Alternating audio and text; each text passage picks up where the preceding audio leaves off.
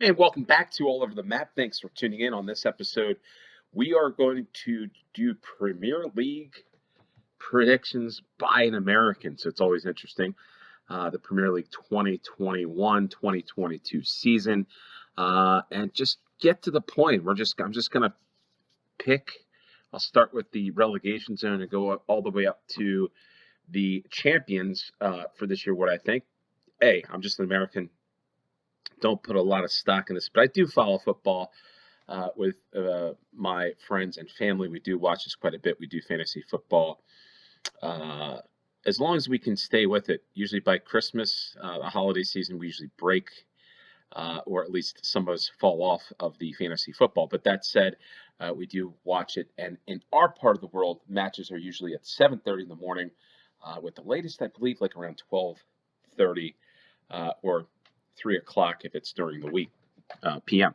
or in the afternoon. So we're just going to get right into this. I will give my predictions, give a couple thoughts on it, just my thing, and then just maybe some of the top goal scorer, etc. at the end. And then at the end of this, we will do English Premier League Stadiums game on GeoGuessr. So that's the channel's GeoGuessr for the most part, but we do some of these things here. So the first things first, we'll come up with the team that I think will finish at the bottom of the table. And unfortunately, it's Ben Foster's Watford, the cycling GK. Like seeing his videos. I don't think that it will be much. I don't know if Premier League will allow him to put his GoPro in the goal. I don't think so. But I will say I have a daughter who likes playing goalie from time to time. And those videos are very helpful for a youth player to see the communication stuff, I will say, and just his general channel.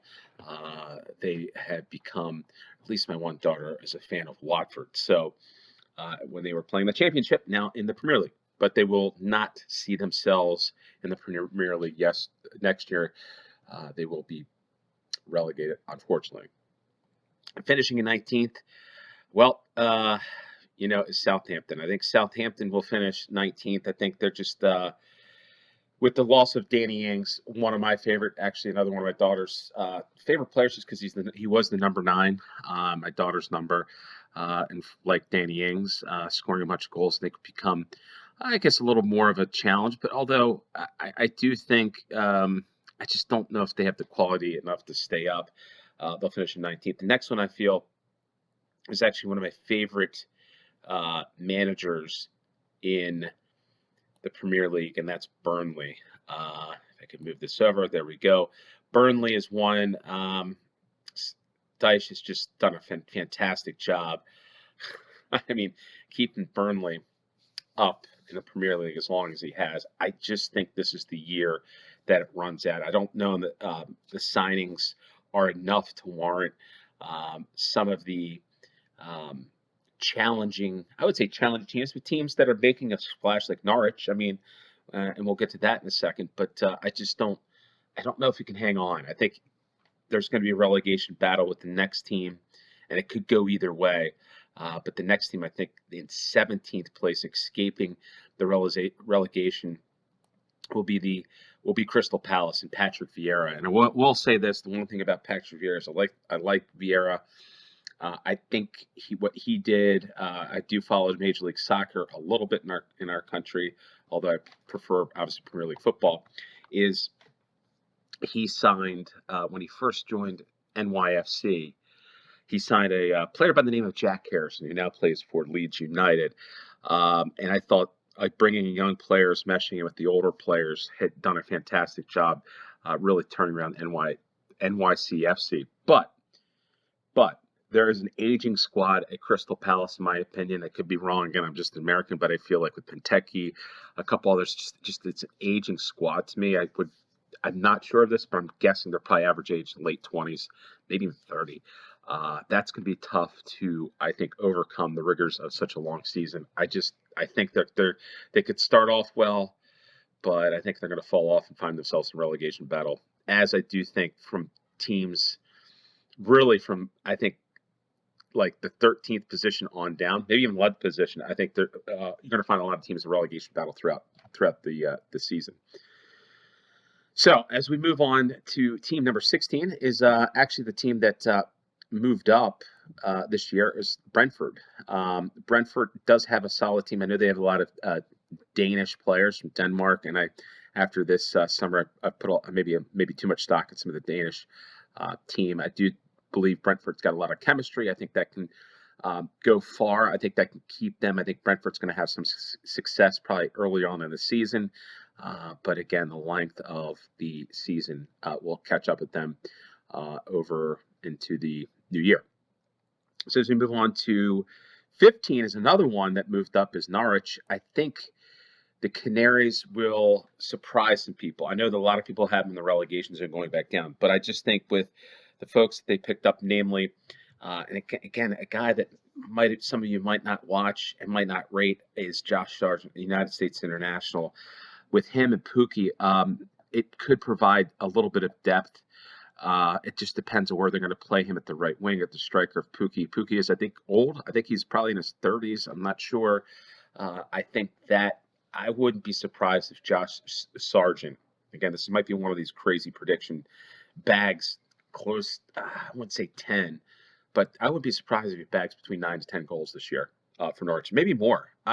Again, he's such a player that I like seeing, but at Werder Bremen didn't do enough for me. Maybe this is what it is. I know it's probably more of a challenging role, but we'll see. I think that there's hope for this team here.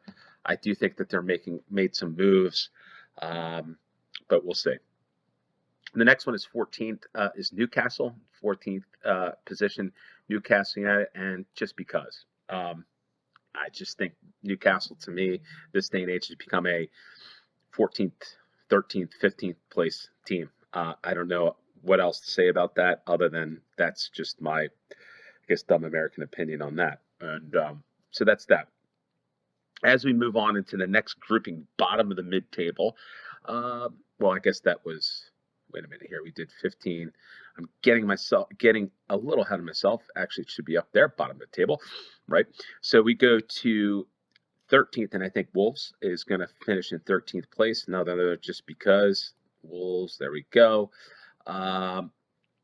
Just another one like Newcastle. I think they're going to find themselves, I think any of these teams here that I've just mentioned down to Crystal Palace to Burnley are going to find themselves in a similar position. So any of these teams could finish from 13th down to maybe 18th.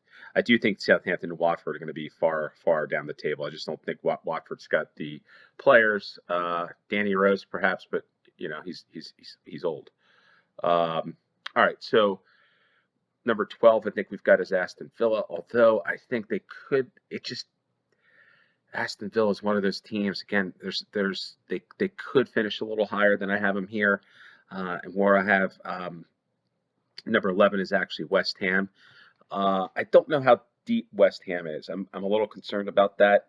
Again, I don't follow his teams probably in depth as probably most of you folks from England or rest of the parts of the world that do follow us enough to make comments, and to pick some of these teams. But I just think West Ham, I don't know if they have the depth to go the whole season. I think that they could finish in this range. And again, a little ahead of Aston Villa, which brings me to the next one, which is Everton, another one that will go into top mid-table. Everton, I don't know if they've got it all together. Richarlison wins the Olympic gold, and I think he does well. In the Copa America, finished second. Played well, but played a lot this summer. I just don't know how that's going to impact one of their better players. I don't know if they got the cohesion or if they got a good group, but enough. I don't know. We'll have to see what Benitez does. I'm not sure about them. I think they're just, to me, 10th is about right. I think just right smack dab in the middle of the table for them. And then the next one I think is probably a surprise. Maybe a lot of folks here can say this Yank knows nothing about football, and he's putting Brighton at 9th position. But you've got some hungry players on that team, players that fight. Graham Potter's the manager. There's something about this team that if I had to pick a team that is going to finish in the top 10 from the outside looking in, it's got to be Brighton for me. I just think that they've got a lot of great players that fight that play pretty hard. I mean that have got an edge to the play with them, and they just seem to grind out results. Seem to you know.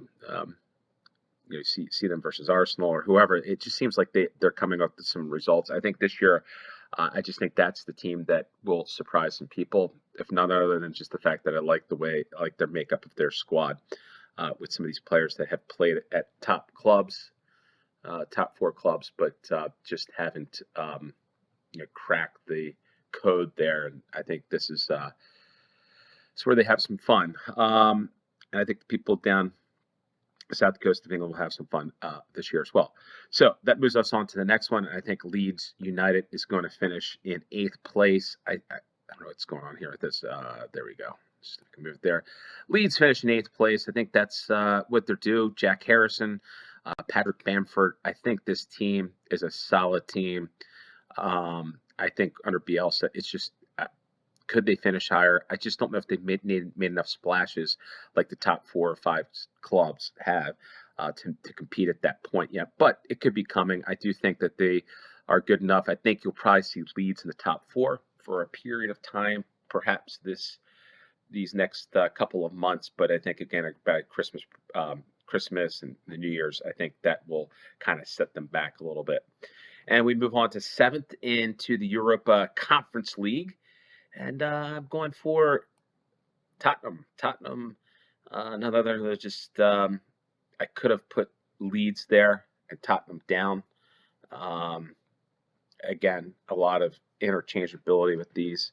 I was thinking about putting Leeds higher, but Tottenham they have enough quality. They'll see themselves at least in 7th, which brings me to their rivals, Arsenal, finding themselves back into Europe. Or at least the Europa League, but they have some great young players. I do think they will probably find themselves in a situation, again, this is one of my predictions, I'll go on a limb on this. I do like watching AFTV, by the way. I do. It's fun to watch from an American standpoint of the passion of the game and showing people in the United States here's something folks can see how the passion that comes through on some of those might be a little crazy, and I know folks in England might think it's Banter Club and all this stuff FC, but from an American perspective, you don't normally see that even with the top American football clubs like the Steelers and stuff. You get crazy people, but not as crazy as that. So I think with them, what's going to happen, here's my prediction. They will start off, I think, in the bottom half of the table. The bottom half of the table. By, again, the mid-year point, I think Arteta's going to go. I think they're going to have enough. And then whoever comes in, I don't know what they're going to do January, transfer into or what, but I think they're going to do what they normally do. It's like we find ourselves in 11th or 13th or 14th position. Wait a minute, at the time, Norwich could even be ahead of them, 2 months from now. But all of a sudden, they'll get their feet underneath them. I think they'll probably sack Arteta mid-season, and we'll get on to playing for that new manager, getting back to that position, and whoever that will be will get them up the table. Which brings me to number 5, Leicester. I just think that Leicester's just kind of on the outside of the top 4 looking in. They're knocking on the door, but not quite there in the quality, because I think there's a gulf between the 5th position and then the top 4 this year. I just think that's what it is. 4th position, I know some people are not going to like this, but I've got Liverpool. I just think Liverpool, I would say they're like Crystal Palace at all, but I would say in terms of their age, I just feel like they're an aging squad. I think Virgil van Dijk will help them, but if not for him, I think they could have fallen to an Arsenal-type position. I think Jurgen Klopp's going to, I would say he's going to be in the hot seat, but I think it's going to be interesting for him. I think it's going to be an interesting year for Klopp. I think it's going to be an interesting year for Liverpool. I don't think they have I would say the depth. They might not have the depth that we think they might, or at least I don't. That might carry them to a title this year. With that said, you never know. You never know what could happen.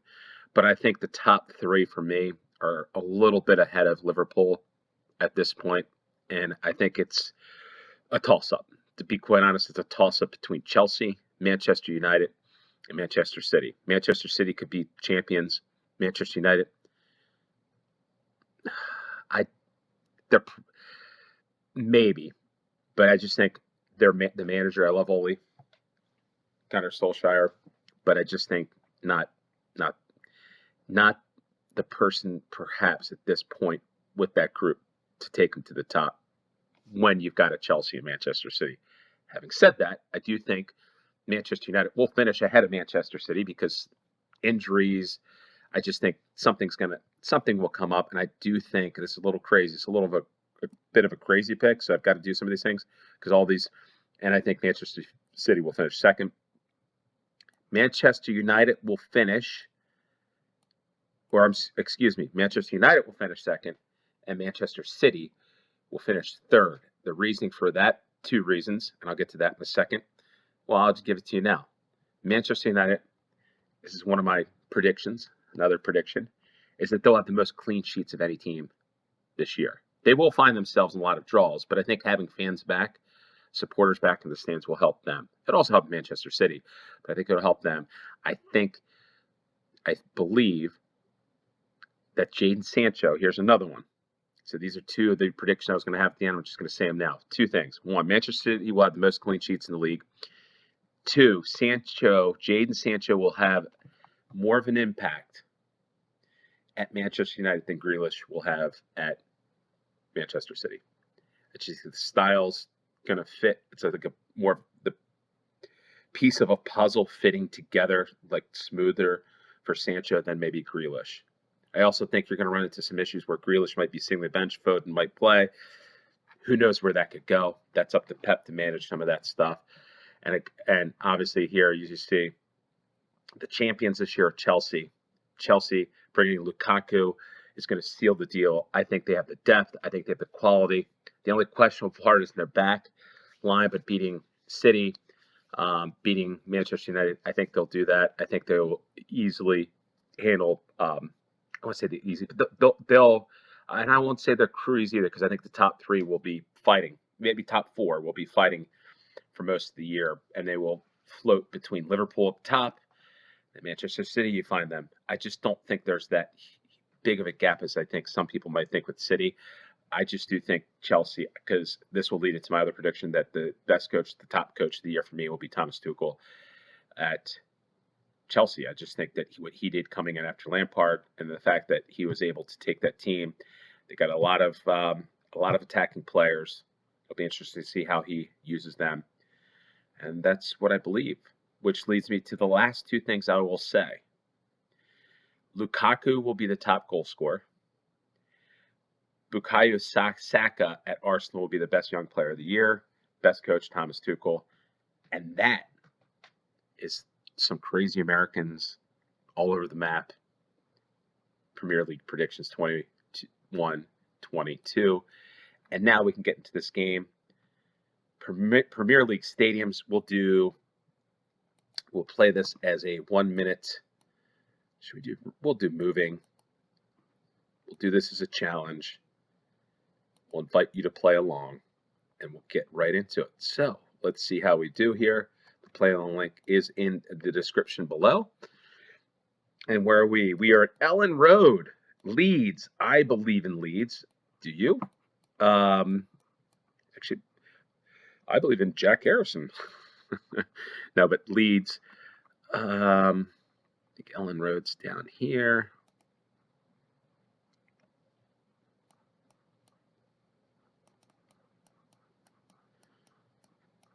It's amazing to go from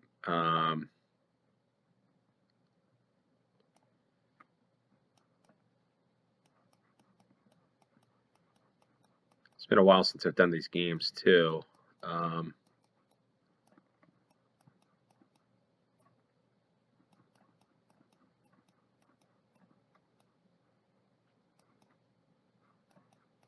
Thought it was down this way.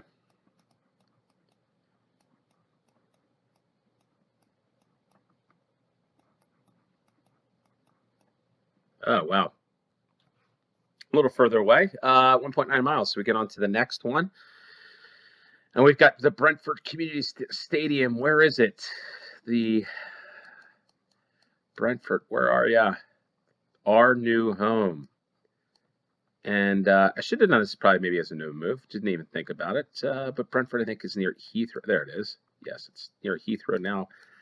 We just need to find where the new football stadium. That's Griffin Park. It's not there. Let's see.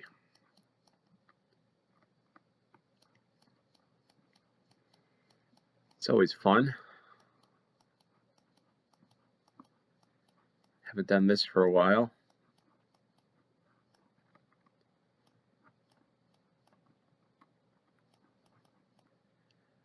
The Butts in Brentford. Just drop it there just in case it's in the same location. But it's not. It is the Brentford Community Stadium. There we are on, wow, Lionel Richie Street. No, Lionel Street. Brentford FC. Probably didn't even see that. So 4,902. We'll get on to the next one. And what do we have here? The heck? Everton. It's all Sheffield Wednesday. I'm like, what is going on? Again, I don't know some of this stuff. Okay, Everton.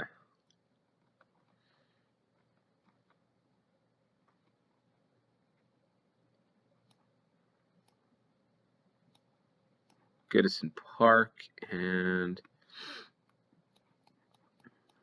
where are we?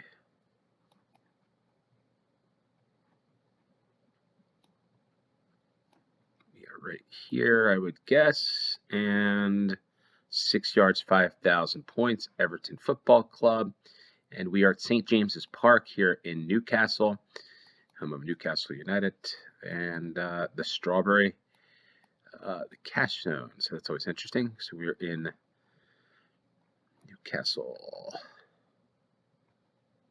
think we were Newcastle. I didn't realize Newcastle United had a golf club. So it's always interesting.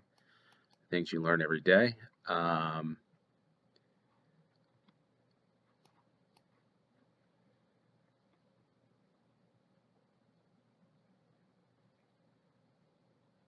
So I guess we are about here. And 5,000 points, and we get off to the fifth and final round, and we got a couple of the teams that were promoted. Norwich City Football Club, home of the Canaries, and let's see, I think we are, where was Norwich? Would love to visit these grounds one day. Hopefully get this channel up. There we are. Carrow Road is the location. And are we on? It's looking. I guess we're about here.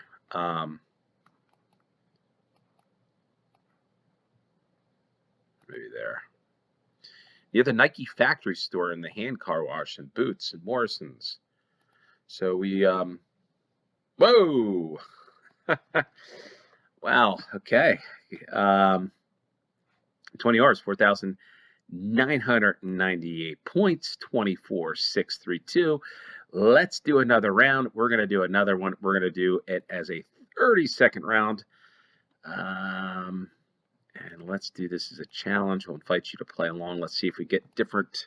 Let's see if we can get 5 different football grounds here on this one. And we get the home of what I think will be the champs this year, is Chelsea. So we are in the South Stand. Chelsea Football Club. Knightsbridge, I believe. Chelsea South. I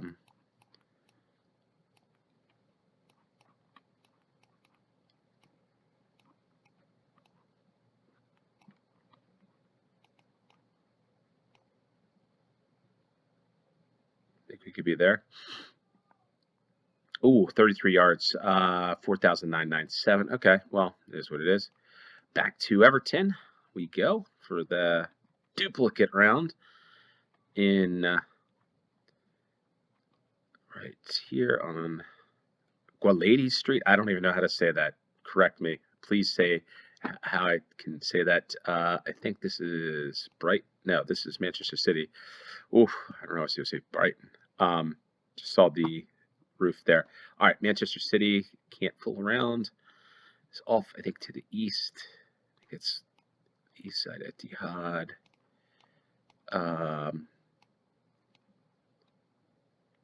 Crap.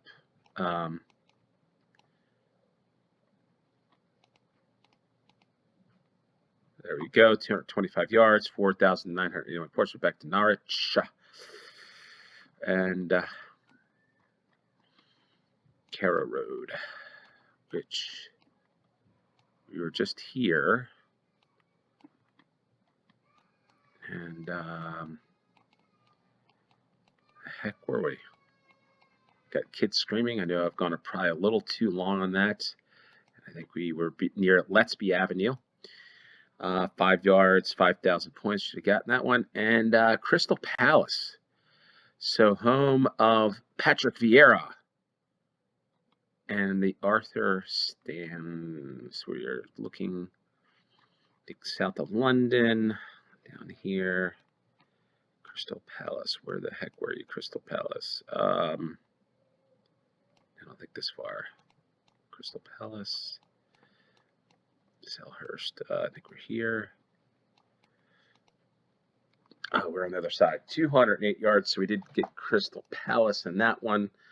24,960. Play along. The play along links description below for these games. Got a bunch of stadiums. Got the champions. Got a couple teams that have moved up to the Premier League. That was a fun one. Could have got a perfect score. I'm sure I could have. Just been a while since I played the Premier League stadium games. Probably been a couple months. Probably 3 months. But that said, I hope you like my predictions. Comment down below who you think are going to finish in the top 4, and who do you think will be the top goal scorer in the Premier League this year? Top 4, top goal scorer. Comment down below. As always, thanks for tuning in. If you like this video, hit the like button, smash that subscribe button, share this with your friends. Let's get over 500 on 1,000. As always, thanks for tuning in. Until next time, cheers.